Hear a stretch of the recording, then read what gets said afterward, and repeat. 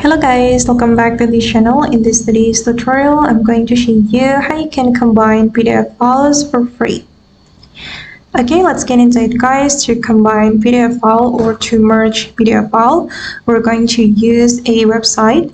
And here I'm going to recommend you a website to merge our PDF or combine our PDF.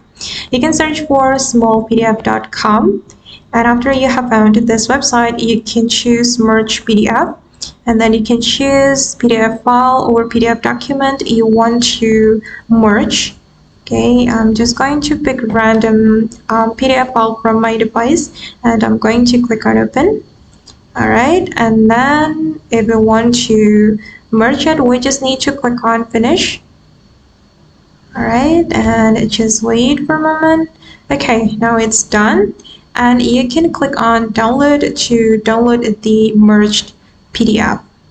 Okay, I'm going to check it in my File Explorer. Okay, this is the result. Okay guys, and that's all the way to combine PDF files in a single PDF file for free. I hope this tutorial will be useful for you. Thank you so much for watching and bye!